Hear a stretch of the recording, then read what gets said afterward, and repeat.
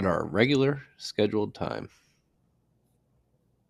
1 p.m. Central, 2 p.m. Eastern, here on Thursday. 1800 UTC. Still can't do the UTC conversion. Well, it's easy to remember because our standard time is 1800 UTC, and then you can do basic math from there, Marty.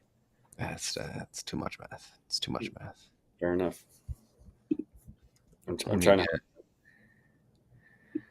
Let me get Zap.stream up. Let me mute this tab so we don't hear myself. You're back in the famous in-laws bedroom. I am. It's nice too. They got a new bed. For any of you observant freaks, you notice there's a new king size bed. I think it looks much better background. It frames the side of my neck much better. You fucked up the lead. They got a new backdrop, is what they got. They just happen to sleep. Yeah, good vibes down here. I love being in on this island. Yeah, I saw Marty Sunsets is out. Marty Sunsets is out. Marty Sunsets had a night last night. The wife took the boys home to Philadelphia to hang out with her grandparents yesterday while she got a haircut. I was down here alone Tuesday afternoon until last night around 9. And so yeah, I decided there was a new restaurant that opened up on the end of the island. I rode my bike, sat at the bar. Pretty sure I talked to a Phillies legend. Not sure who it was, but he was posturing like, yeah, I used to play for the Phillies. Just some random dude. Didn't bother us. AAA baller that played like a game or two. had a meatball appetizer, a veal chop dinner. Marty Sunsets isn't a thing, right? Like that was the first time you ever said it. That was the first time I ever said it. Yeah, you like made it seem like it's a constant thing. No, and I feel like stealing some thunder. My cousin's husband, we call him Denny Sunsets because he was when they first started dating. He's from Boston, and he'd come down, and he would take daily sunset shots. They have a house on the bay. We call him Denny Sunsets. I sort of appropriated his nickname. Credit where credit's due. Credit where credit's due. Shout out to Denny Sunsets. I like the old photo of you in the hot dog stand. Yeah, that those were the days. 2004. Much more hair. Younger, dumber. I did that job for 8 summers. I think that was the first summer I did it. As you can tell, it was a laid back little punk in the chair. I'm seeing some that was an epic photo. I mean, whenever you go back to parents' house or stuff, like you always like get nostalgic because all the photos are hanging around. I assume that was the case. I see some people in the Nostr live chat, which is at rhr.tv/stream, saying they're having some video issues. It seems like on zap.stream it's good, but on like in Nostr clients it's not. But anyway, we also stream for now. We still stream to YouTube, Twitter, and Twitch. Kieran is in Prague right now at BTC Prague, which seems like there's a great group of people out there. So tech support is at a minimum. I mean, I feel like we should be live streaming at Prague right now. Happy hour, rabbit hole recap, rip for the people of Prague. We have some people saying it's working now. Maybe it just took a little while. Okay. Maybe he's live fixing it. I mean, it looks broken. I don't see any zaps, so maybe that function is broken. The zaps don't seem to be working. Yeah, that's a big shame. Logan, in the comments, I see you. You have a nice profile picture now. You look happy in it. Headshot. It's not the sunglasses douchebag photo from like Miami 2021. Good. It's good to see you growing up. Getting out of your douchebag phase. I was worried about you for a little bit. But no suits. I like suits. I put on a suit the other. No ties. I've got a nice tie too. Logan, if I see a tie in your profile photo, we're over. It's no more. Yeah. All right, let's jump into it. Maybe we should start by debunking the title of the headline. Title. We titled this the Petrodollar Grand Finale with Odell and Marty Bent. There was a rumor, sorry, probably around this time last week, that the petrodollar quote unquote contract agreement, Pact. whatever you want to refer to it as, was coming to an end on June 9th of this week. So that was Sunday. June 9th was the 50th anniversary of the emergence of the petrodollar. And a lot of people on Twitter, and still today, actually, I was on Instagram earlier, and a lot of people in my normie life were posting Instagram stories of the petrodollar ending. I think the Mayans predicted this. The Mayans did predict this. 2024, 6/9/24, pact ends. But doing some research, Logan, pull up the safety quote. I put in there. I can't read this because the screen is too small, but essentially for us. There is no pact. There's no official pact. There's no like contract that needs to be re-signed by the U.S. government and the Saudi Arabian government to perpetuate the petrodollar. And as they says, there is no such agreement. Gold bugs make up this nonsense all the time, hoping it'll trigger a run on gold and pump their bags. The dollar isn't propped up by Saudi kings or oil. It's propped up by treasuries, being the world's most liquid market. Agreements have nothing to do with it. And so I think that's the point we want to make here, is that there is no petrodollar pact officially. I think it's just a handshake agreement that was made. Treasuries are really the crux behind the dollar's strength. It's liquidity. It's liquidity gets liquidity. Yes. But it is still the petrodollar's grand finale. Like it's just not like on June 9th, 2024. Like it's slowly eroding away. More and more trade is being done outside of the dollar. It's still a tiny, small amount, but it's still the grand finale, no matter how you cut it. Yeah, and like to the point, like the petrodollar, despite the fact that there is no official agreement, I think the demand for treasuries is certainly waning. And Logan, you can pull up the chart I put under Save's tweet and then pull up the article after that. But I think it's abundantly clear that post 2022, Russian treasury asset freezing, BRICS countries specifically are worried about the security and their ability to access their liquid reserves held in U.S. treasuries. And so they have been diversifying away. And this chart right here that we have on the screen is indicative of that. China's accumulation of gold and dumping of U.S. treasuries over the last 10 years, I believe. And as you can see on the chart, it accelerated in 2022 after we froze the Russian treasury assets. A little bit of chart crime, though. Why? Because the lines don't line up. They have different axes, right? They do. Like, does China own more gold than treasuries? No, but they've 3x their gold. They've 3x their gold holdings, and they've cut their treasury holdings by. But on this chart, it looks like they have like 100x the amount of gold than they do of treasuries. Well, if you read the chart, if you take the time to read the axes, they've tripled their gold, more than tripled their gold.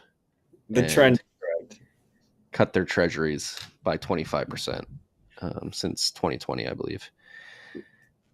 And then on top of all this, I mean, many people picked it up, particularly on Monday, because there was a meeting between the BRICS nations in Russia earlier this week. And for those of you who forgot, Saudi Arabia did officially join the BRICS coalition, whatever we're calling them, earlier this year. So this was the first meeting in which Saudi Arabia participated. Delegates from 22 countries took part in this meeting, and they went through a bunch of topics. Talked about global governance, how they're going to now, right? Yeah, BRICS Plus. Yeah, BRICS is doing like the LGBTQ.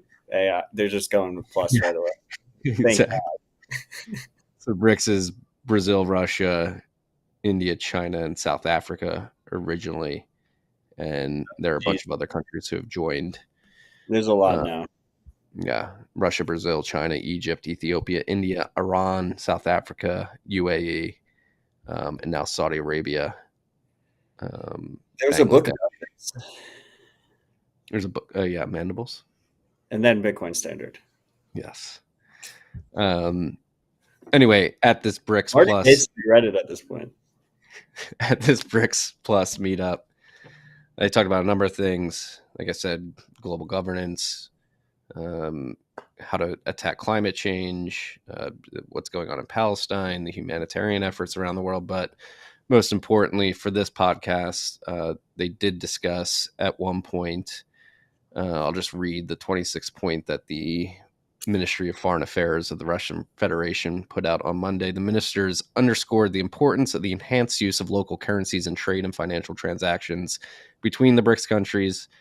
They recalled the paragraph 45 of the Johannesburg II Declaration, tasking the finance ministers and central bank governors of the BRICS countries to consider the issue of local currencies, payment instruments, and platforms, and to report back to the BRICS leaders.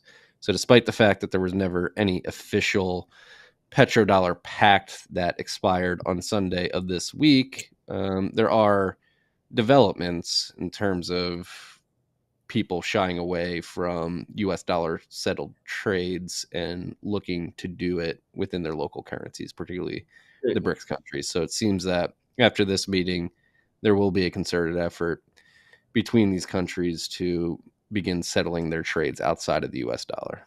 Basically, what we're seeing happening is governments around the world are losing trust in the dollar and in U.S. debt, right, in treasuries, and so they're trying to move away from it. But what's going to happen next is they're going to lose trust in each other, and then they're going to need a global trust minimized money that is not controlled by anybody, and that's Bitcoin. So we're going to watch this all play out. The question is, what is the timeline of all of this playing out? And people are going to act surprised as it happens, and then after it happens, everyone's going to act like they knew it was going to happen the whole time. There's your summary. And this is a beautiful scenario for Bitcoiners because the geopolitical superpowers are somewhat confused. They're in a dick measuring contest. The BRICS countries, we've said this many times in the past, but the BRICS countries are going to go try and do their own thing, and they're going to run into the same problems. They can't trust each other. Like, what? Imagine trusting the Chinese or the Russians or whoever the fuck. BRICS Plus. Like, I mean, China and India literally have physical confrontations at their border going on right now. Like, look, and pull up this tweet. And another move in this direction, Russia officially banned US dollar and euro trading within Russia.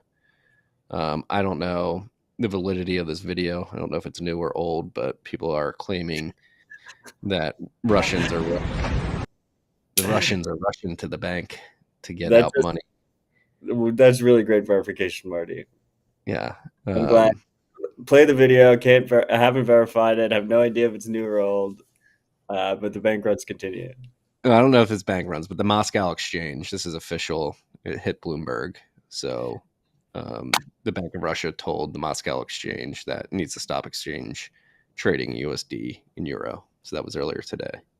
And like the gold bugs would say, like, oh, they'll just switch to gold, but you can't do these transactions with gold without trust, because you just moving that large quantities of gold is just completely impractical. Yeah.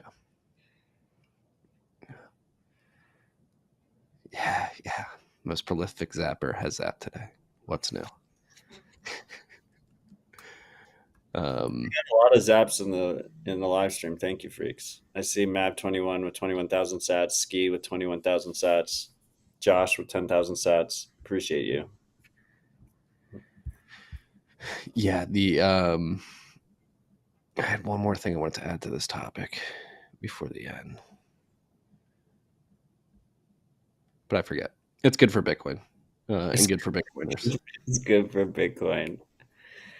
I mean, I would say, personally, I would rather if, the global reserve currency wasn't horribly mismanaged and corrupt, and we didn't have to deal with the chaos that ensues of a global reserve currency failing. But I am grateful that we have the ability to protect ourselves and opt out with Bitcoin. Yeah. Oh, the other thing I want to add, what are your thoughts on the Russian warships off the coast of Florida right now? Well, no, they went to Cuba, right? There's like 4 of them. Yeah, I mean, off the coast of Energy Florida. crisis part 2. Yeah. Yeah, I mean Cuba is right off the coast of Florida. I don't know. I'm surprised it doesn't happen more often. I'm surprised there's not as much talk about it in the mainstream. It seems pretty like a pretty serious escalation. Like I said, I'm surprised it doesn't happen more often. I mean, Yeah. one of them is a sub, right? Like you got to imagine their subs are like all around our area. They just usually don't like come to the surface and like, we're here. Right. Uh troubling times. Troubling times. Stay focused. Stay happy. Did you see Josh in the comments? As someone who lives in Florida, what? Cuba's directly south of you. You get a lot of like refugees and migrants from Cuba. Joss, did you not know that this was going on? Did you say what to the Cuba thing or? No, I assume you meant the Russian ship. There's like what? There's like 4 of them, right? It's like a destroyer, a sub. And do they not? There's no aircraft carrier there. I don't even know if they definitely don't have aircraft carriers to our level. Like we were, what it's like the U.S. has like 10 like nuclear powered aircraft carriers, and like the next country is like a 2 or something.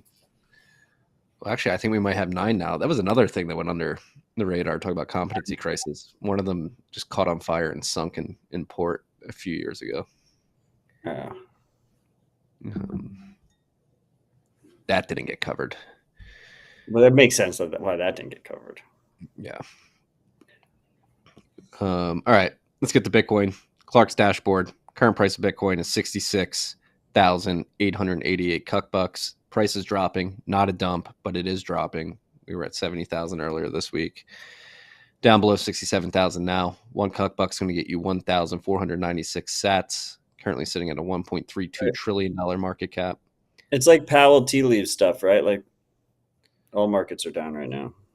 Yeah, we can get to that too after the update. We're at black height 847,795. We are currently 941 blocks away from the next difficulty adjustment, which is estimated to be on June 20th, 2024. So a week from today. It's looking like it will be an upward adjustment of 1.1%. Blocks been coming in at 9 minutes and 54 seconds on average since the last retarget. There are currently 208,632 blocks in Clark's mempool. If we go over to mempool.space, we'll see that they have 303,941 transactions in their mempool. Speaking of mempools, I don't know if you have it on the list, but probably something we should cover. Did you see OKX's UTXO consolidation earlier this week? I did because I was trying to tip my bartender, and it was quite expensive. I think they spent $17 million in fees on It was like consolidation. They over what 2 what, a.m. ha- It was 2 a.m. in what do you have? Norway, and next block transaction fee was like 450 cents per byte or something like that. Let me find Mononot's tweet about it. Because I Mononot was on. onboarding people to custodial stuff, so she needed a Lightning channel. But this is, I mean, OKX has been around the block for quite a while. You'd imagine that they'd understand how to. They must have fat fingered something. Yeah, here's their response, their explanation. Thanks for the reminder. The team was testing a collection program and it stopped. All these exchanges have so many inputs. It's not an easy problem to solve. Like, what do you do? What do you do if someone sends $20 into your exchange or custodial wallet? Or let's not use dollar terms because it's all in sats. What do you do if someone sends 100,000 sats or 50,000 sats into your custodial wallet, whether you're an exchange or just some kind of custodial wallet, and the fee is 1 sat per byte?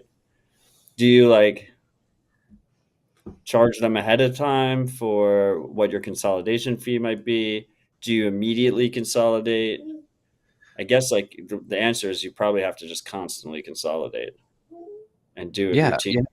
You have to have procedures. Like I meant, like there has to be like an if and function. If you have X UTXOs below Y sats, consolidate. And the fee market is Z, consolidate. Like it should be. Maybe I'm a caveman and making it too simplistic, but it seems like it should be something as simple as that.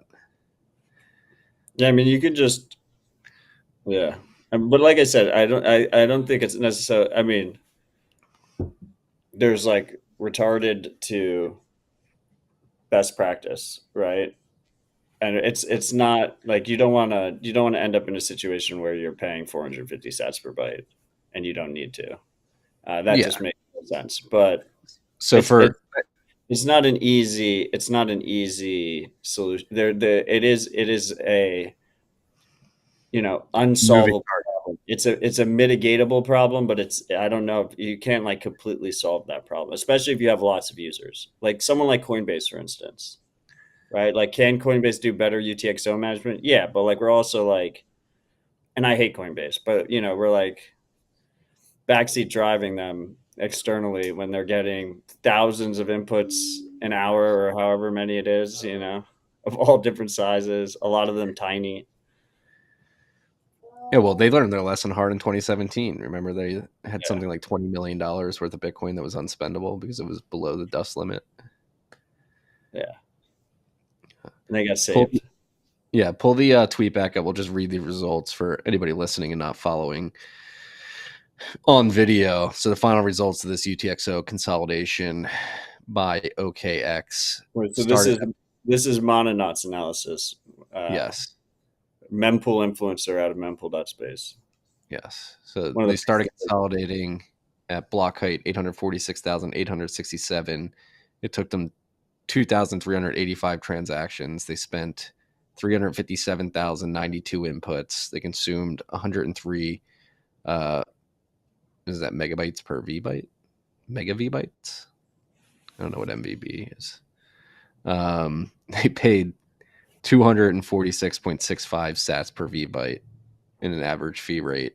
It cost them 254.28 Bitcoin in total fees. That's $17.6 million in fees they paid. And they recouped 1,738.26 Bitcoin. So they paid what did they pay? They paid 12.5% on all that. Worse than credit card fees to consolidate. Yeah, I mean, it was clearly a mistake, not intentional. Yeah, because mempools were like they are now, like at 31 sats per V byte. When they did it, they overpaid by almost 10x. Anyway, the best course of action if you're an external observer in that situation is the beauty of Bitcoin is you can actually send a transaction at a lower fee, and then you can just walk away, and it will confirm when mempools clear up a bit. Yeah, You don't have to wait. You don't even have to wait for the mempools to be sane again. You can just preemptively just send at a lower fee, and it'll confirm when you get there. yeah. I saw people freaking out about it the day it was happening. I was like, oh, what's launching on BRC20 or Runes? And then I was like, oh, it's just OKX consolidating transactions. I thought it was some new shitcoin thing that was happening. So that happens. Be aware. UTXO management, if you're running a business, consolidation management has some process in place. Somebody's had to get fired. Just burnt $17 million. They just like dock his pay. Like, like 25 years, he's just You owe us $16,500,000. reducing his tab. Because they should have paid if they overpaid by, let's say 9x is what it seems. Yeah, they should have paid like maybe $2 million. Probably significantly less than that. Yeah. All right, back to the list. Top of the list. We touched on this a couple of weeks ago. The attempted hostile takeover of Bitfarms by Riot is still underway, and Bitfarms adopted what is known in the equities world as a poison pill strategy to fend off the hostile takeover by Riot. And Pretty they exciting. Pretty what? Pretty exciting. Yeah. I mean, this came out of left field for somebody who's pretty involved in the mining industry. I mean, we have been saying that there's going to be consolidation and M&A happening post-halving, but a hostile takeover by Riot on Bitfarms was not on my bingo card. And this move by Bitfarms, essentially, they've amended their ability to issue shares to current shareholders if an individual shareholder accumulates, I believe, 13% of the float. No, 50%. 15%. And Riot's part of Riot's response is usually the threshold's 20%. And so then what you do is you issue more shares, so you dilute the attacker, so you make them more expensive for them to buy out the company. But sometimes what this is just a negotiation tactic. If I recall correctly, there was the board of Twitter initiated a poison pill when Elon was trying to buy it at first, before accepting his offer.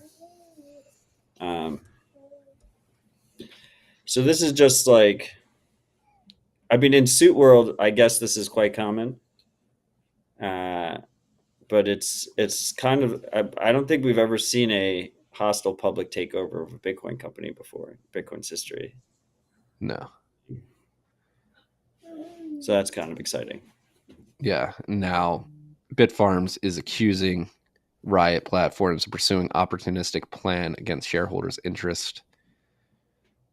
Like you said, Riot claims the poison pill adopted by Bitfarms to protect itself takeover attempts is in conflict with legal and governance standards. Riot will continue to address the serious corporate governance issues at Bitfarms despite the recent adopted pill. Riot keeps saying that like the board is acting against the best interests of Bitfarms shareholders, and they're also one of the largest Bitfarms shareholders. I mean, for me personally, I don't know about you, Marty. What makes this more exciting for me is like this is the first time like I'm friends with both parties that are involved in a hostile takeover. Look at us. I never expected that. Right. And the no BS Bitcoin link that we had up there has a bit dated information. I believe Riot went into the market yesterday and bought 1.1% more of their stocks. So now they don't hold 12% anymore. They're up to 13.1%. So approaching that 15% limit. And I believe I saw Jason Les came out earlier today and said that he proposed that Bitfarms expand their board by 2 seats with 2 independent directors that are not connected to either Bitfarms or Riot. Yeah, there's a lot of like PR doublespeak happening, but There's a lot of corporate politicking going on here. I guess it goes to the territory. Yeah. So we'll keep following this as it unfolds. I see archiving Clown World did in the comments saying wholesome baby noises. I am in a hotel room with my family, so Kieran is in the chat. My son can be kind of outspoken when RHR is going on. He learned that from the dogs. Yeah, Kieran's in the chat. He's like, at Bitcoin Prague happy hour troubleshooting right now. You can't ask for better service than that. Yeah. I guess like some people's ISPs have better connections than others. You know, video streaming is a hard business to be in. It is. And so is mining. Speaking of mining and hostile takeovers, mergers, and acquisitions, this was an interesting headline that hit the tape between last week and this week. Core Scientific was approached by CoreWeave and declined a $1 billion buyout offer. So I believe we talked about it last week, but Core Scientific and CoreWeave are engaged in a deal to build out, I believe, to start 200 megawatts of HPC compute infrastructure that CoreSci will host on behalf of CoreWeave. Obviously, a big topic in the mining world is the emergence of AI compute and the fact that it will be competing for the energy and infrastructure resources necessary to both mine Bitcoin and run these large language models. The CoreSci, CoreWeave announcement was something that many have been expected. Seems to be the first big partnership in the space, and it makes a lot of sense. And it was interesting that CoreWeave did offer to buy out Core Scientific. So, like in the lead up to this, CoreSci has had a troubled past. They've just gotten out of bankruptcy. They restructured. Um, they have new leadership. They've kind of turned the bend. But the stock was performing, on this, like before this buyout offer happened, just on CoreWeave buying, placement in their facilities. The stock started to kind of like take off. So it's an interesting thing to kind of watch happen. I will say one of the big takeaways here should be that like how important it is in the Bitcoin mining industry to own your own infrastructure. Like the only reason like CoreSci is able to benefit from this is because CoreSci owns the full vertical stack. They have the energy access. They have all the infrastructure that is needed in terms of running these machines. And then CoreWeave is able to come in and take advantage of that for a price. Yeah. But like if you're a hosting miner, like if you're a miner that's using someone else's infrastructure, there's no way you can benefit from AI demand. If anything, some of these big players in the AI land that are We'll kick you getting out. massive multiples and have massive debt access are able to outcompete you and take your placement. It's part of the reason we're doing this merger at Cathedra, is to make sure that we can own our own infrastructure and play this. And on that note, Logan, pull up the tweet from Drew Armstrong. It seems that the equities analysts are beginning to pick up this theme of the convergence / competition for energy between Bitcoin mining and AI. And I think Drew put it nicely in this tweet. I won't read the whole thing, but basically opining back to Brandon Quittam's essay, Bitcoin is a pioneer species. I think we're beginning to see that play out, particularly in the mining industry here in the United States, where the Bitcoin miners will be the first entrants into these energy markets. They'll build out infrastructure, they'll get set up, they'll utilize cheap power. But as that power price goes up and higher bidders for that electricity come in this case, AI data centers, the Bitcoin miners will sort of get pushed out and set it into the wilderness to find low cost power somewhere else, and the AI data centers will take over. I think that'll be one of the things that happen. Another thing that'll happen is I believe Tom from Kungsleden, soon to be Cathedra, if when the merger goes through, highlighted this or phrased the term mullet data center, which is you have a business in the front, party in the back, and it's where you co-locate AI and Bitcoin mining, particularly within grid systems that participate in demand response. So if the AI compute data centers want to get low cost power, they'll have to be able to lock in low power by participating in demand response. Since AI compute is not interruptible load, they'll need to have a mullet. They'll need to have that party in the back, the Bitcoin miners, to participate in demand response and co-locate. Well, like I have mostly ignored AI, but I think some of it is interruptible, right?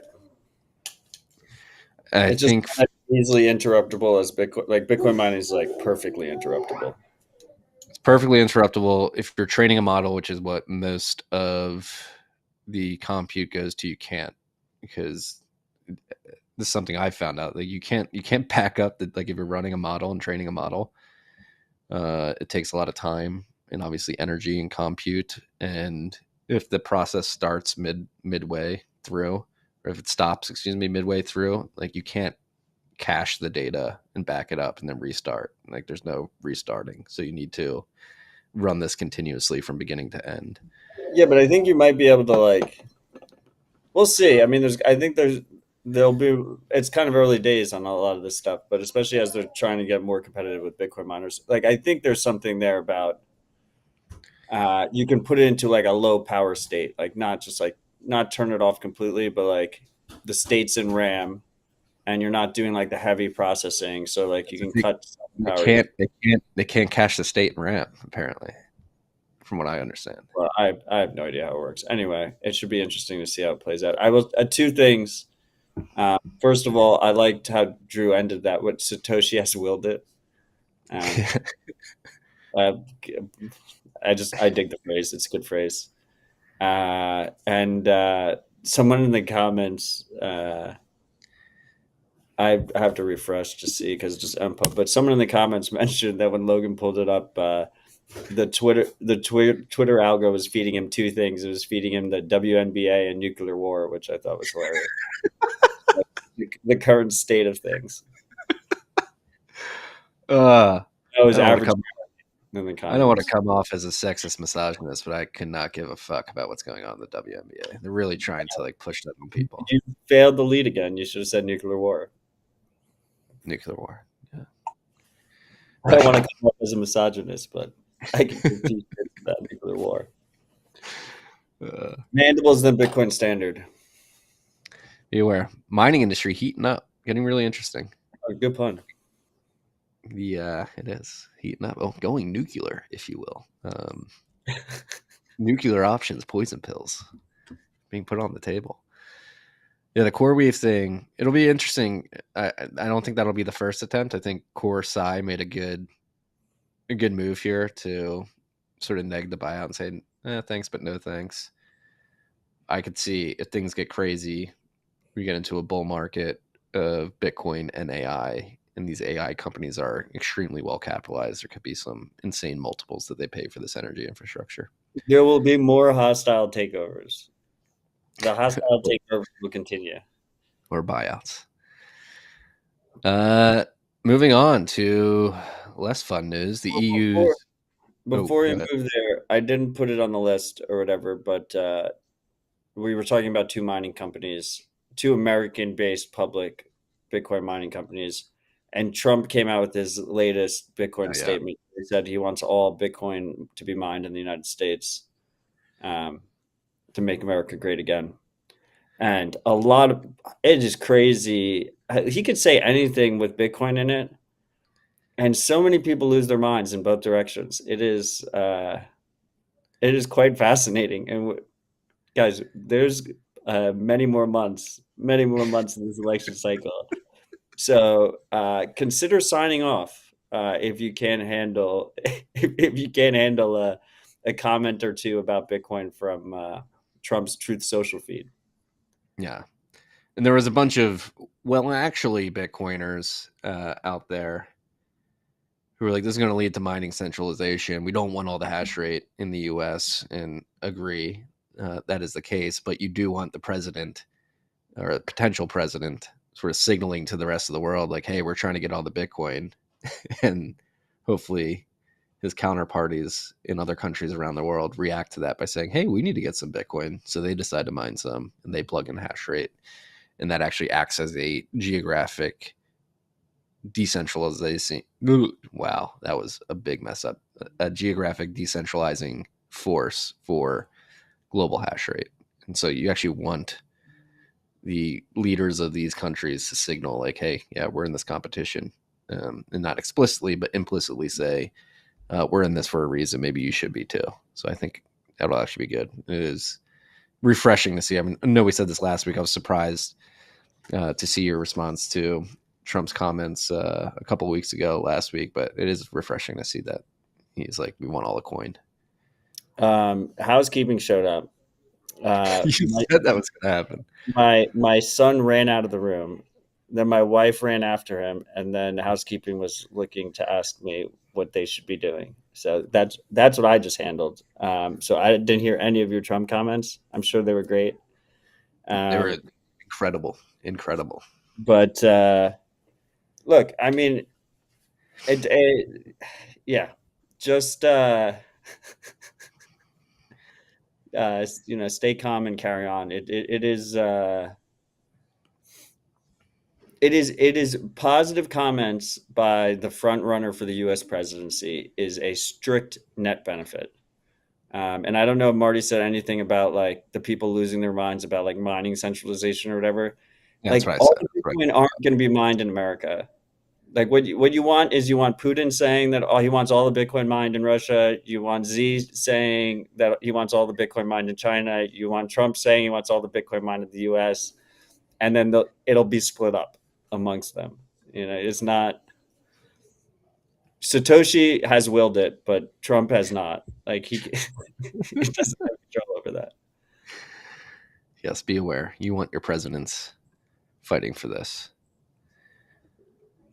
I will say there's no way we're turning down housekeeping. Like we do need housekeeping in this room right now. So are they cleaning up around here right now?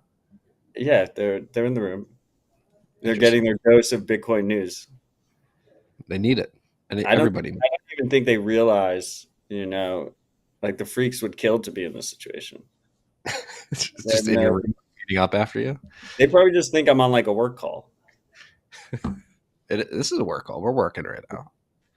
It's beautiful that this is work. It's a live show. By the way, we are doing a live show that's going to be a little bit different than the housekeeping experience here on July 25th. pubkey.bar/RHR. We're sold out of VIP tickets, but we still have good old-fashioned regular tickets that we've tried to keep really accessible price-wise. You don't need a conference ticket. It's going to be in Nashville. As you can tell by the domain, we're doing it in partnership with PubKey. It's going to be like variety show style. And the freaks at PubKey are quite creative. So it should be a show like unlike any other. There's going to be many guests. We're going to have like rotating guests. We're going to have like a little band like playing cymbals. And I don't even know what we're going to do because they're the creative minds. If it's just up to Marty, there'd be probably like 3 chairs with like 2 microphones. Like we're not like the most creative people ever, which is why we're partnering with them. And also I have new news on that front. So that's going to be 3 hours, right? 4 to 7 p.m. We have a great venue. It's like a 600 person venue. After that, there's going to be a 3-hour after party by Zeus. The Bitcoin and Lightning wallet. So they're going to have an after party in the same venue. Oh, shit. You're going to book an awesome band. And so that can be bought separately. But if you get an RHR ticket, it includes that. So all of a sudden the event now is 4 to 10 for the same price, which I think it's going to be a fun time. It's going to be good drinks, good food, good people, and just insane shenanigans happening on stage. Yeah, I saw the list. There's a mariachi band involved. No, really? I think they're that or a jazz band to be like we're gonna have like a late night show. It's gonna be like a late night show where we have a band on stage. I know Parker's in Prague, so he's not listening to this. He's gonna be like at least a week till he listens to this. I know he loves mariachi. I'm not a big mariachi guy. I love mariachi. I'm a Texas man now. Maybe we'll have a war of maybe the bands will battle each other. I like that. Speaking of battling each other, the EU is battling Bitcoin even more. So the EU's encryption report finds that layer 2's private ownership of Bitcoin is problematic for law enforcement. The first report on encryption by the EU Innovation Hub for Internal Security argues that Bitcoin's Lightning Network and other layer 2 solutions, as well as other widely used encryption-based tools, present new challenges and opportunities for law enforcement investigations. It is vital that relevant stakeholders in the justice and home affairs domain are aware of these developments and are provided with the means to stay on top of these technological advancements. I don't believe there were any recommendations, were they? I'm not a lawyer. Can we get the not a lawyer? He has to pull us out of the view to give not a lawyer. I don't know. I didn't read it. I think the important thing here is they're paying attention significantly to developments in both the Bitcoin space and the wider freedom tech movement, open source software that empowers people. I mean, they seem really on top of it. They mentioned Slip 39 or Shamir Backup 31 implemented, for example, by hardware wallet Trezor. Yeah. This can mean that a user creates 5 shares, out of which 3 are needed to access the wallet. So they're coming at Shamir shards there, but you can extend that to multi-sig. They also mentioned, they understand how the Lightning Network works. They mentioned the 2-party multi-signature payment channels will not broadcast all transactions to the blockchain, but only the opening and closing of the channel. Layer 2 solutions are also being developed on other blockchains. Might cause additional problems for law enforcement investigations. EU Innovation Hub trying to stamp out innovation. Color me shocked. Very shocked. You gotta love the doublespeak that is the Innovation Hub that published it. Yeah, it's really like the anti-innovation hub. Yeah, we can't have all this innovation doing these cool things. Law enforcement. Got to think of law enforcement. Everybody think of law enforcement. Everybody's a criminal. We must base the totality of our society and the technological infrastructure that's built up that we leverage day in and day out with law enforcement in mind.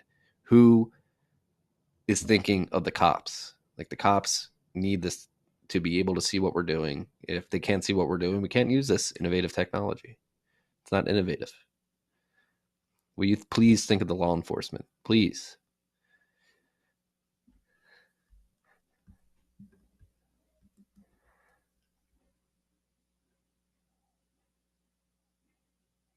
Shout out to our men in blue protecting us.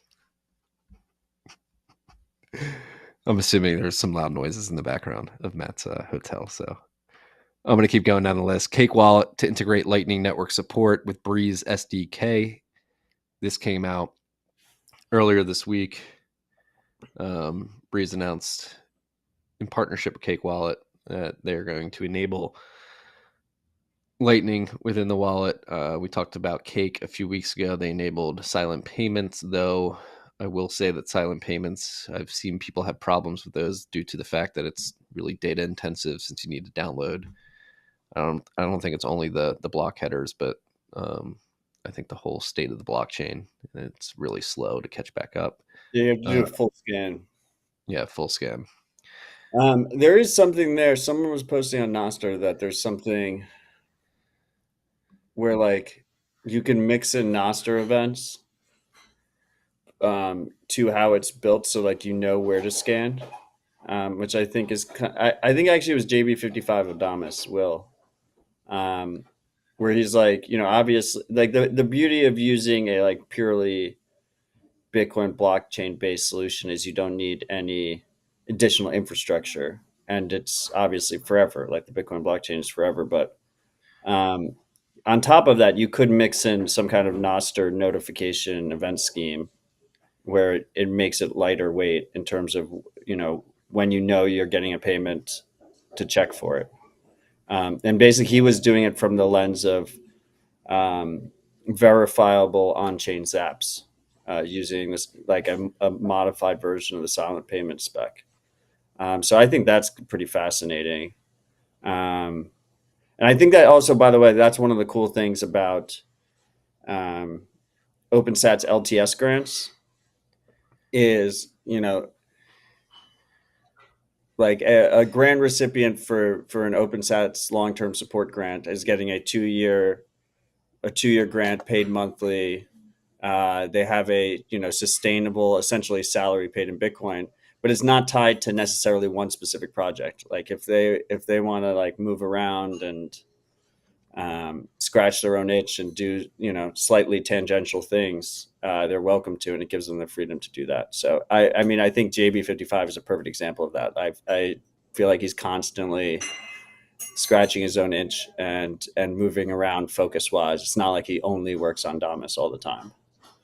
On the Cake Wallet news, Cake Wallet has, it's been around for a while. Open source mobile wallet. It's most known for its Monero support, but as you said, added silent payments, has a full Bitcoin wallet built into it, has gift cards built into it. But its big thing that was missing for a long time was Lightning, right? It's hard to recommend a wallet, particularly for new people, that doesn't have Lightning support. So it's good to see them using Breez to implement that in a self-custodial way on mobile. Yeah. And speaking of Breez, Logan, pull up this article. Roy Scheinfeld from the Breez project, founder of Breez, he wrote this really good article on the Lightning Network. Lightning is the common language of the Bitcoin economy. I highly recommend all of you read. Long story short, just highlighting why the Lightning Network is the optimal language for disparate layer 2 solutions, whether it's Fedimints, Arc, Liquid, to communicate and send sats through from one layer. And I know people get really pissy about layer semantics. I'm just going to call them layer 2s because I don't want to. I'm lazy. But all these different protocols on top of Bitcoin are now interoperable with the Lightning Network. And the 3 reasons he states why Lightning specifically is the optimal communications layer is because Lightning is Bitcoin. Bitcoin is a trustless bearer asset. Lightning is inherently transactional and interoperable. And Lightning has critical mass. And there's much more in this article. So I think you guys should read it. Roy and the team at Breez have really been crushing it for, it has to be Lightning launched in 2018, so 6 years. The very beginning. Yeah. No, definitely. So Roy's a legend among men. Yeah. But yeah, I think we're quickly seeing it become this I mean, that's always been the core focus, I think. I think a lot of influencers sold Lightning as this magic bullet. I think there's still a lot of work to be done in terms of using Lightning in a easy, self-custody, freedom-focused way. But as an interoperable payment protocol between institutions, protocols, custodians, sovereign individuals that understand how to manage the liquidity and the on-chain burden that comes with it, it is fantastic. I mean, we rely on it all the time. Yeah. Is she fluffing your pillows now? Is that what I'm hearing? I mean, she can hear you. She's doing the sheets right now. Next up on the list, ESP Miner firmware version 2.8.1. I'm realizing as I'm reading it that I'm reading a software update. So we'll do one, then we'll go to the boost. ESP Miner firmware version 2.1.8 has been released with a fix for possible overheat if Wi-Fi disconnects. This is with the BitFet. Did you cause this problem? Oh, this is my fault. This is my fault. They pushed out the update that they pushed up the update so that if Wi-Fi disconnects, it spins down the fan, so it's not as loud, and then auto reconnects. But yeah, then it was causing overheating, so then they had to push out this update because the hashboard's still running and just not getting air blown over it. Yeah, I mean, obviously, like the hashboard shouldn't be running, right? Because it's not connected to Wi-Fi. But yeah, well, apparently it was without sending the shares. Like, I mean, that's not efficient. But anyway, the fix is in. Update your bitaxes, and maybe this is why you shouldn't take product advice on air, or maybe you should take the advice, but don't rush to get it through. Look, the result is right now, after this update, bitax is better than it's ever been. It just took us a bit to get there. Yeah. All right. Good to know. With that, we'll go to the top 4 boosts from last week's show. Let me put in Fountain here. Good boost week for the show. 198,000 sats overall boosted to Rabbit Hole Recap. Money that dictators cannot stop. We did this a little late last week, so thank you for bearing with us while we accommodated Matt in his travels over to Oslo. Top boost from last week, user 658-13075, 50,000 sats. Can you discuss the implication of Lightning Network wallet providers like Phoenix fleeing from the U.S. customers because of our draconian laws? Lightning Network seems like a critical layer 2 for Bitcoin usage, but what if Lightning Network wallets are essentially made illegal? If we can only do on-chain transactions with the Runetards running up fees, won't this hurt adoption and usage? I mean, I think as we've seen over the last month or two since the U.S. government Department of Justice came down on a few projects in the space. There has been mixed reactions from other projects. Yes, Phoenix left U.S. markets. Ibex left U.S. markets. Huddle Hodl left U.S. markets for their lending product. But others have stayed behind and have talked to these companies. Zeus and Mutiny specifically, and many others are still operable in the U.S. And yeah, it comes down to a risk assessment on the particular teams and what they're willing to stomach and how much they're willing to fight. I mean, I think there's two things. First of all, this is why it's important that we have open source tools that are not controlled by an individual or company that you can use without trusting a third party, and making those as easy and user friendly as possible, reducing the friction with those. That's where the real actionable change happens. Empowering individuals to take control in their own hands so they don't have to rely on a company that could get pressured, right? At its core, regardless of how, Bitcoin is particularly beautiful because it's this global network that doesn't require trust. But at its core, open source software is beautiful and hard to stop because it's not controlled by an individual and anyone can run it and verify it and modify it, distribute it. So even more focus on that front is imperative now. Second of all, we don't really have to care because Trump is just going to save us and he'll make sure that Phoenix comes back. His next speech is going to be like, we're going to bring Phoenix to America. All the Lightning channels are going to be in America. You see. We love our French developers. Yeah. We need our French developers. We love them. We want them operating in the U.S. Yeah, it comes down to open source tools, most importantly. Then yeah, I think let's not hold our breath or hold out hope. It could rig another election. Who knows what happens in the back half? It doesn't look like Biden. Did you see Biden at the G8 meeting earlier today? He didn't shit himself this time.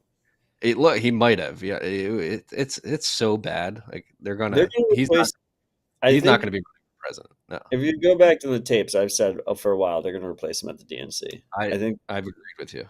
He's not going. I don't think he's going to be the candidate, but we'll see. You're ready for Gavin Newsom, everybody. I mean, or Big Mike. I'm still holding. I think Big Mike might sneak in. Big Mike? Yeah. Who's Big Mike? Barack Obama. Barack Obama's husband. Michelle. Yeah. I kid. Or do I? I don't think Michelle Obama. That doesn't. I mean, I'm not a political pundit. I'm not trying to be a political pundit. I mean, if they really want to win this, like Gavin Newsom, everybody, like, it's going to be the easiest thing to like point at. Like, California is terrible. Why would you vote for him? And he is the archetype of your narcissistic sociopath, and I think people can see that. Well, I think the whole point is like you wait to the last minute so that people just like, well, it's not Biden or Trump, right? So that they don't dig any skeletons out of the closet. That's the whole point. It's not like the validity or integrity of any individual candidate that's chosen. That's a good point. Just leave such a small window of time between the convention and the election that people don't have enough time to do their research, if you will.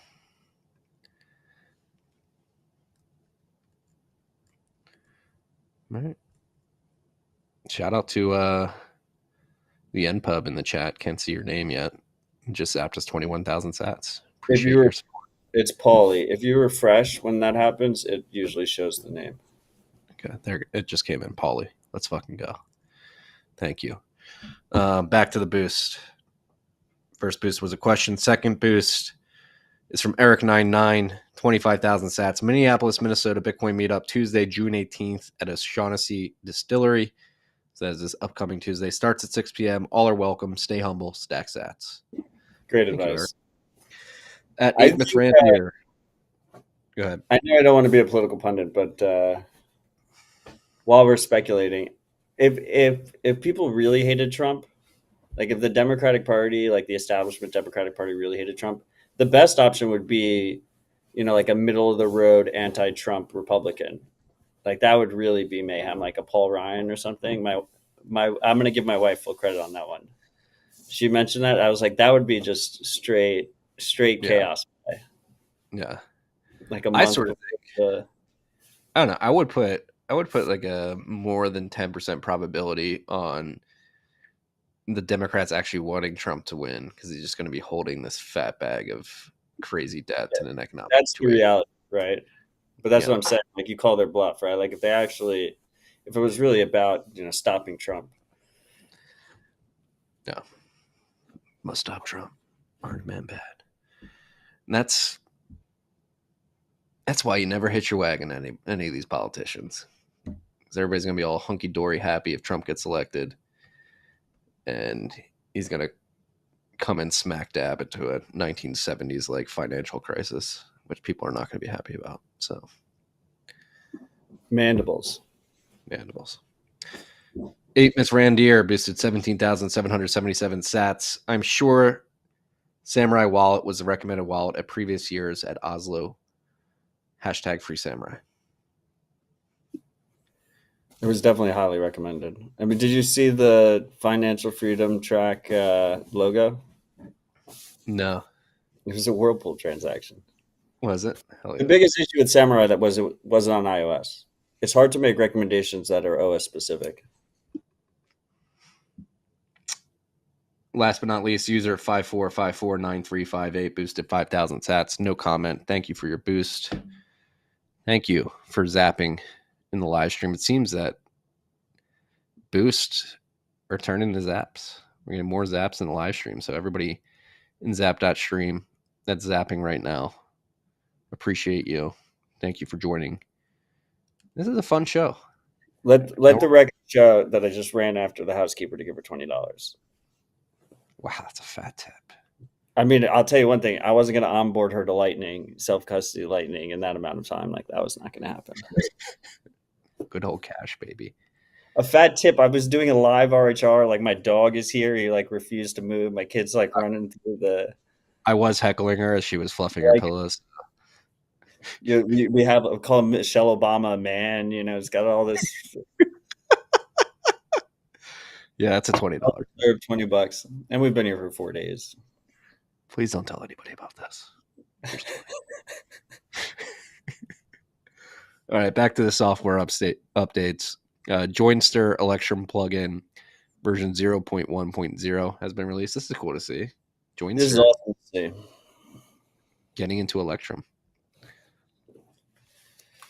I hand her the $20. She's like, "Sir, the petrodollar's dead." You have you on. You didn't hear? The pact ended. I mean, yeah, people are sleeping on Nostr, man.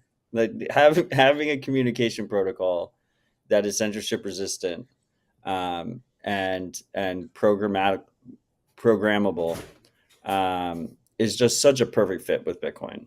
And like the possibilities are endless. I think this is a low lift. Like this one's one of the things that is easy to comprehend, right? It's like you don't want to have a coordinator.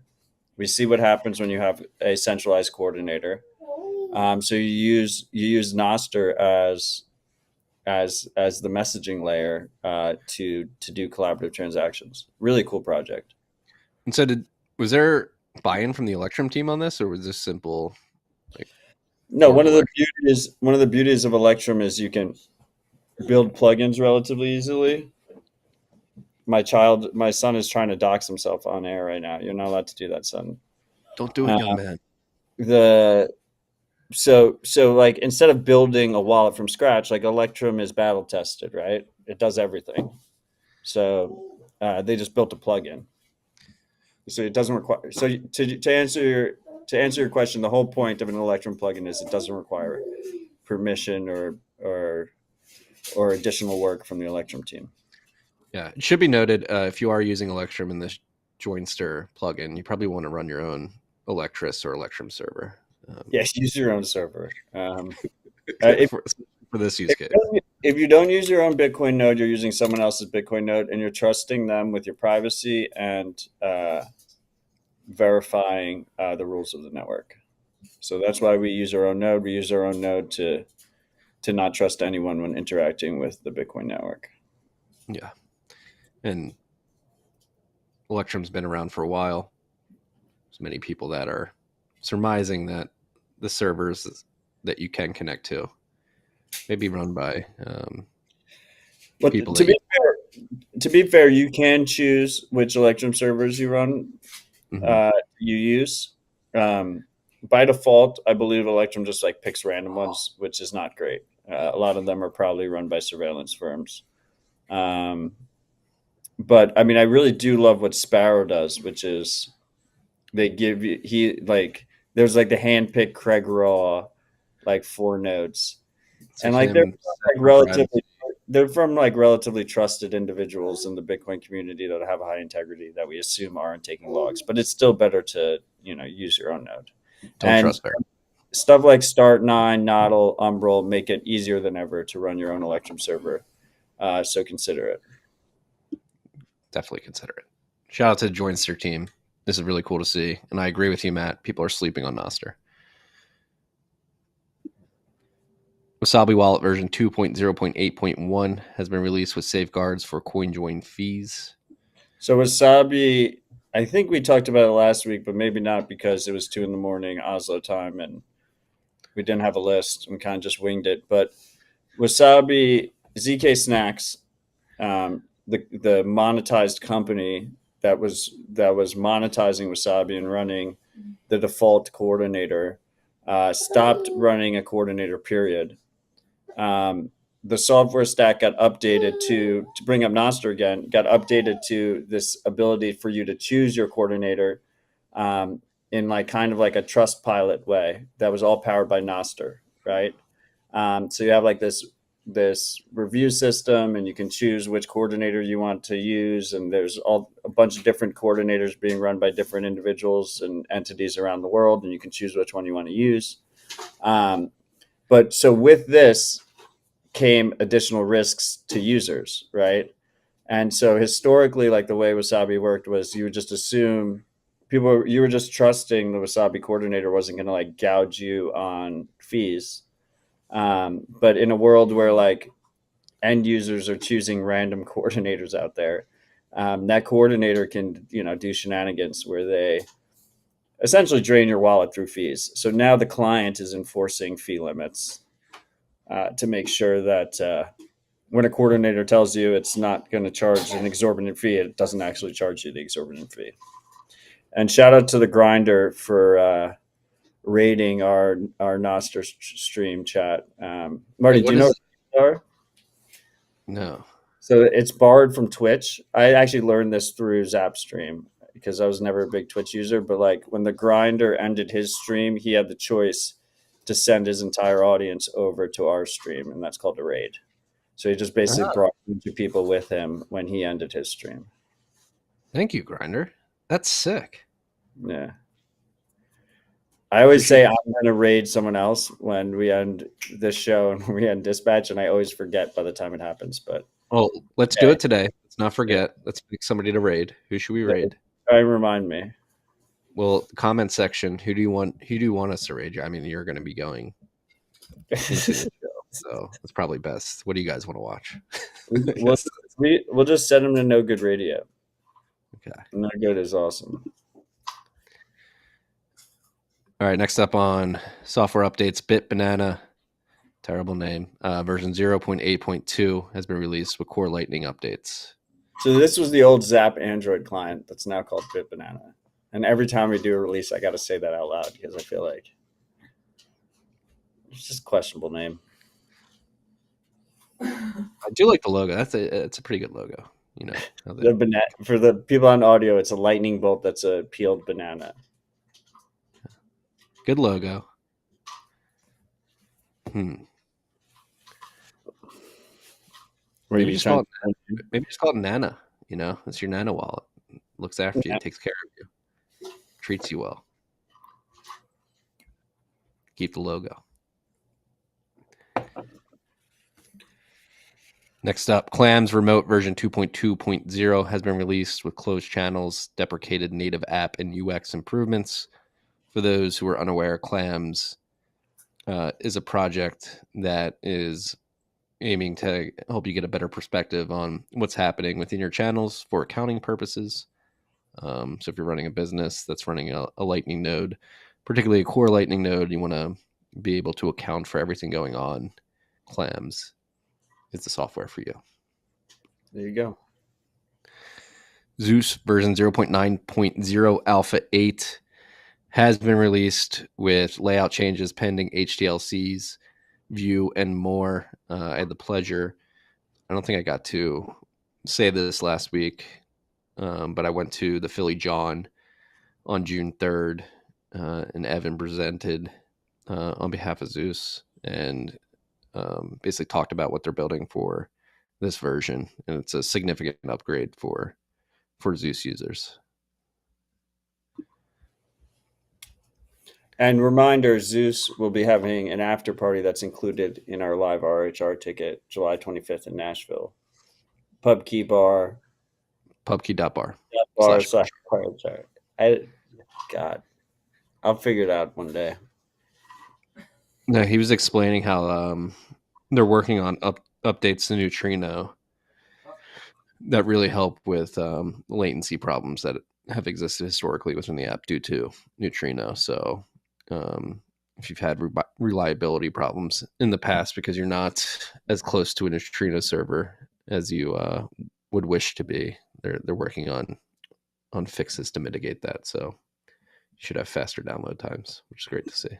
And I see his the tweet that No Bullshit Bitcoin included was like his cheeky tweet about Apple's announcement. I think it's just scanning the QR code is what they're doing in this. No, he's NFCing it. You can see him hit the button. Is it NFC? Mm-hmm. Are you sure? Yeah, because you can see the NFC. Yeah, he holds it to the phone. Is that iPhones or is that Android? I can't tell. Can you do that on iPhone? I thought iPhone locked down their NFC. One of them's got a camera in the corner, so that's not an iPhone. I mean, I think I have the option on mine. Let me check. To do What NFC. Yeah, but that doesn't mean you can do it inter-app. One is an Android and one is an iPhone. Oh, and it's iPhone to Android. It's iPhone paying an Android. I don't know. Yeah, I can do it here. Ready to scan. That doesn't mean, yeah, but I don't know if that means that an app can open that. Should be. Well, that's the case. But what I wanted to bring up was, do you have an opinion on everyone was like freaking out about like the AI stuff on iPhone and whatnot. Do you have an opinion there? Yeah, not good.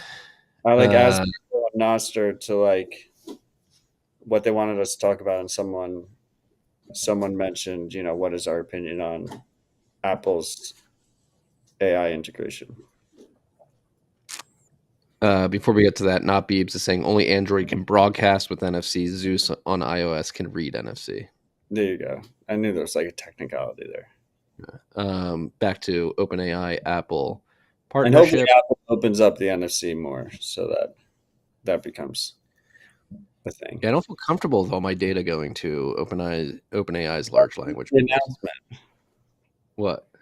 Like you can opt into some data. It's like some features require OpenAI seeing data, but a lot of it is local stuff. Like a lot of it's happening on device. Can we trust that? I mean, yeah, you have to trust them, right? It's closed source. I mean, you could do like Wireshark and stuff like that. Little Snitch. You can like sniff the traffic to see what's going on. But it is closed source. But I mean, I think Apple's in a very unique position where they can do a pretty UX forward, easy to use, relatively private AI implementation. But yeah, it is troubling that in some cases data goes to OpenAI, and hopefully that would be very clear to the user when that happens. I will say, like like Elon attacking them while his AI is like powered by his addiction machine that is Twitter is quite hypocritical. But Well, see how it plays out. let me play devil's advocate here. Okay. I mean, X, Twitter, whatever we're calling it, is a public broadcast application. Like you're putting that into the public anyway. I feel like with Apple, a lot I mean, of he that. can read all your DMs as well. Yeah. And Can't- he gets all the can't see likes. What kind of data do you think he pulls out of the Twitter app? Like I don't that's know. on your phone. You get the Twitter app full permissions. When was the last? Did you disable microphone after you left the last spaces you joined? Every time. Every time, but most people don't. You're unique in that regard. Do you disable camera last time you gave camera permissions, location permissions, all the different ad tracking that Twitter has? Like he's literally training his AI off of the surveillance hive mind that is his X app, while he has brain chips and his own ISP and cars with like 40 cameras in them. So it's an interesting, coming from him, it's a very interesting angle that there's a lot of hypocrisy there. Yeah. You're making some good points there. I can't refute. Yeah, he's got that Israeli firm KYCing all the influencers who want their ad money.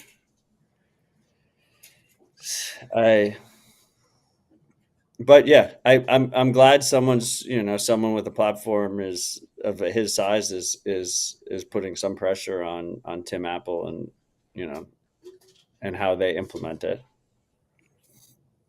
And OpenAI can obviously go fuck themselves.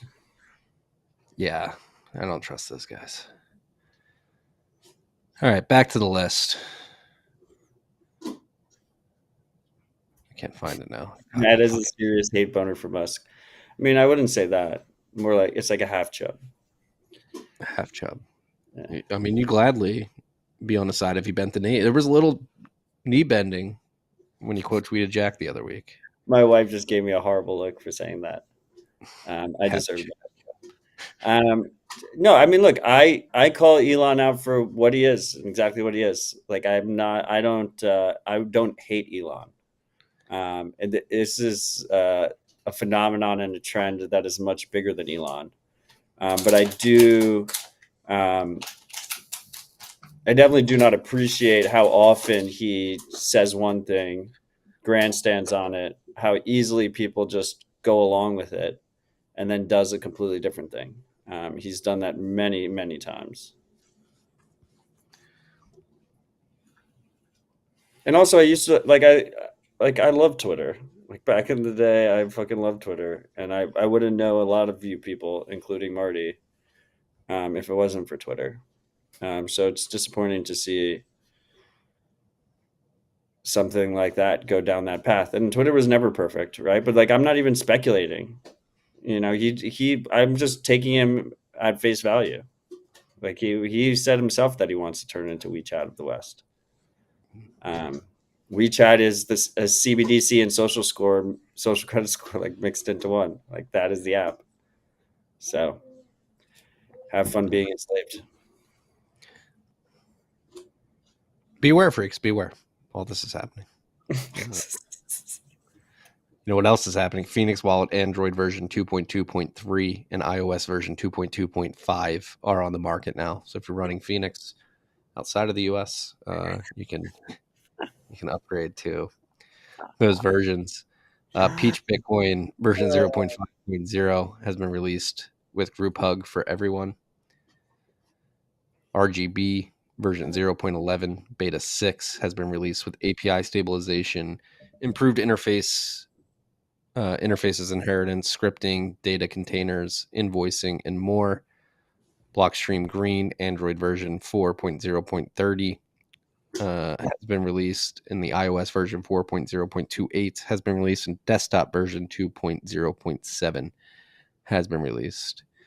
Last but not least, on the software updates is Voyage version 0.6.0 has been released with bookmarks and removed downvote button. It's pretty cool. Voyage is a Nostr client that looks like Reddit. Was the downvote button getting spammed or something? I have no idea. You can install that via zap.store, Obtainium. Zap.store. So. All right, that's software updates. We got one more topic on the list here, which is Web of Trust. This is really cool to see. Navigating the social graph. I have this. I've read some of it. I have to finish it, but Pipelia, I assume is Pipella? Pipilia. Or is there an I there? Yeah. But this is she wrote a blog post, or they, whatever, wrote a blog post on navigating the social graph, basically explaining how this web of trust developed on top of Nostr actually works and the social cues you can use to trust the web of trust. And the one good example, or one of many good examples in this piece, revolves around, like, if you're going to follow somebody like Lynn Alden, who has a lot of imposter accounts on Twitter and Nostr, you can basically see that 100, in this example, 153 people associated with this NPub, or this NPub is following, also follow this account. So you basically use that as a sign that, all right, this is probably the real Lynn Alden. I should follow this one. Yeah, it's a really cool like primer overview. And we've been talking about Web of Trust a lot recently. And we're going to continue to talk about it even more. So consider giving it a read. Yes. It's really not, it's webs of trust, right? Like there's going to be many different webs and different implementations. Yeah. Nostr has this identity / communication layer that's all cryptographically verifiable. I believe is core to the whole thing. Yeah, it's a pretty long read. I'm still making my way through it, but really good. Gets into some of the math behind all of this and the social aspects of it. So highly recommend you freaks go read that. It's basically like this is like the freedom alternative to the social credit score. This is how you get to like that, because it's opt-in, it's permissionless. You can have as many identities as you want. But you still get a lot of like the benefits that, quote unquote, benefits that you'd get from something like a social credit score, right? Like you could imagine in the future, like, do I want to, rent out my house to this person, right? Like right now, that's a centralized Airbnb controlled credit scoring web of trust kind of system, right? But you can do that in a cryptographically verifiable way. You can do that without permission, and you can have multiple identities that are not necessarily tied to each other. Yeah. It's really beautiful. People are sleeping on Nostr. People are sleeping on Nostr, which I like. I like that people are sleeping on Nostr. I was on a call yesterday and somebody tried to tell me the Farcaster is better than Nostr, and I had to politely tell them I think you're wrong. Yeah, I mean, I wish people would not sleep on, especially Bitcoiners would not sleep on Nostr so much. I mean, I think we need it now more than ever.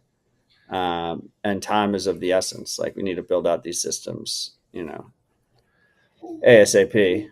I also was going to say, like, I'd like to see more Nostr clients and Nostr apps, like, normalize this idea of having many NPubs and having many identities. I think I saw Amethyst, for instance, recently, which is, I think, the most popular client on Android. If not the most popular, it's like the second most popular client on Android. They just have like, he added a feature where you can just like reply anonymously. So like you're scrolling your feed, you want to reply anonymously, it just spins up a new NPub, because like your phone can do that in 2 seconds. Just like spin up a single use NPub, respond. And then that's not associated to your main identity or one of your known identities. That's pretty cool. Like, let's normalize that. That's very cool. Especially if we get into like an environment where like hate speech is becoming more prevalent in some Western nations, and you just want the ability to spin up ephemeral keys to write one-off comments. so they can't create like a social graph for an individual account. Sort of like a whack-a-mole, fighting back against the Borg, if you will. I mean, we're seeing that, like, one of the things that working with the Human Rights Foundation and going to like the Oslo Freedom Forum and doing other events like that reminds me of is, with Americans, I constantly say like mandibles and Bitcoin standard, right? But there's a lot of people in a lot of places of the world that live in mandibles already. Like it's not a fiction. They already exist in this world.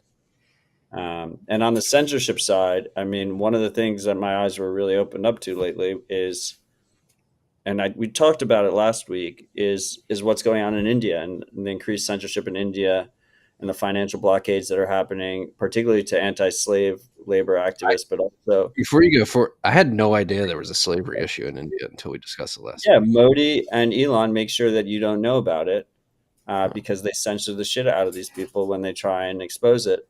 And once again, like I just take Elon at face value. Right now, India puts a 15% tariff on all electric vehicles that are imported that are not made by Indian companies.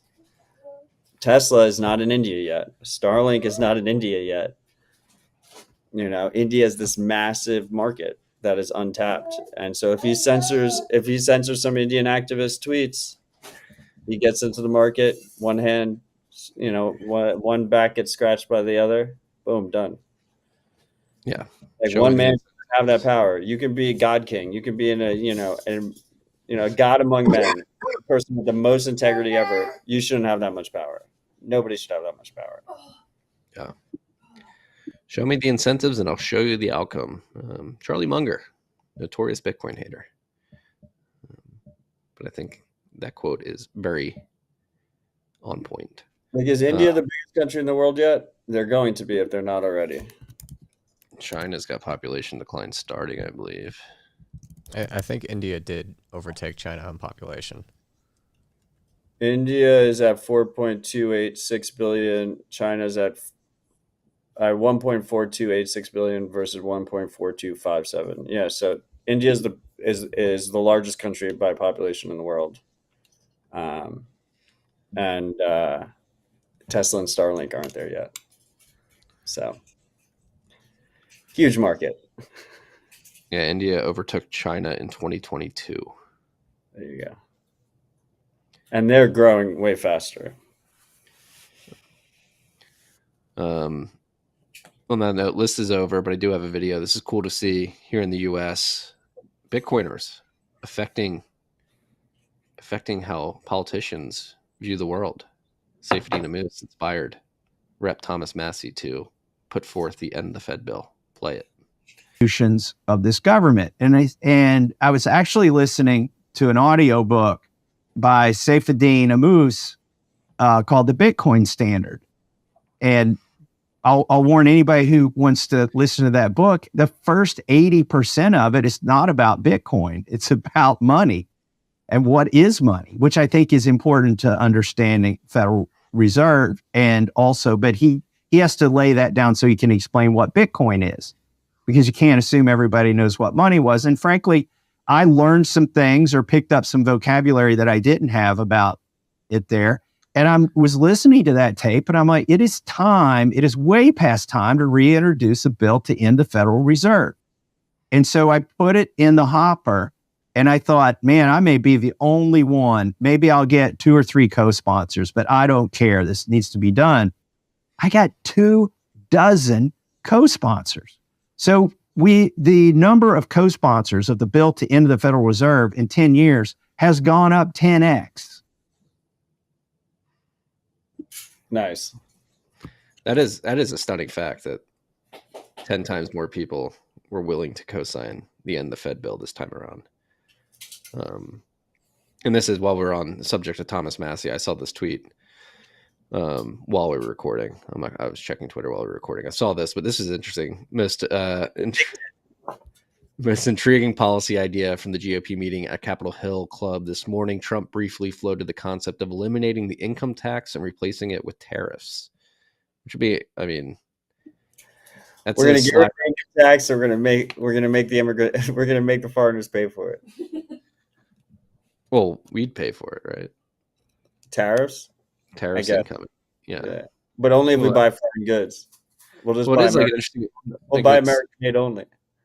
but yeah, well, exactly. So that's the point I'm trying to get to. It's an interesting way to solve this reshoring problem that many people have been trying to figure out how to solve for many years now. Get rid of the income tax, put more money in Americans' pockets, which they themselves can reinvest in reshoring, manufacturing, critical infrastructure, critical technologies Cool in the with U.S. getting rid of income tax. I would Let's be. go. I'd invest in a foundry. You know, you're muted.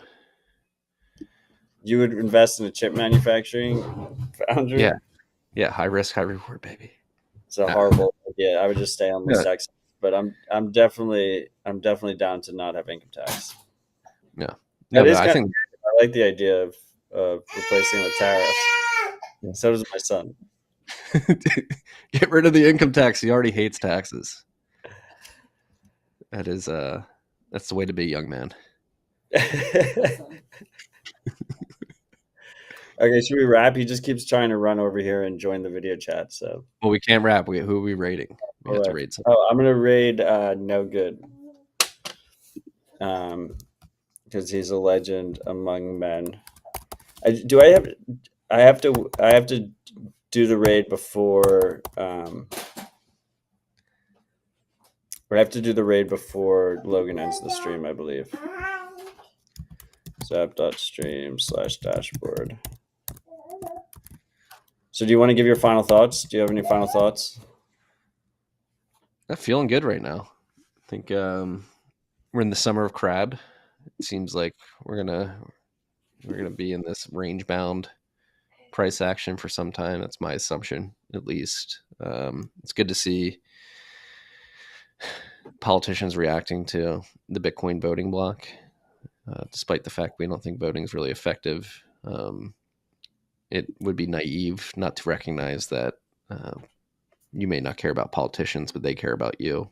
And so the fact that they're posturing in a more positive way towards Bitcoin is great to see. And I know vibes are high down the shore, man. With my family, we've had a great couple weeks here already.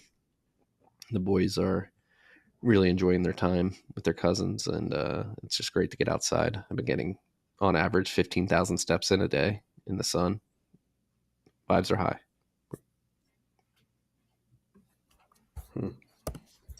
He can't multitask. He doesn't know how to multitask. I'm glad vibes are high. I don't know if this is going to work or not. But I love you freaks. Stay on the stack sats. Peace and love.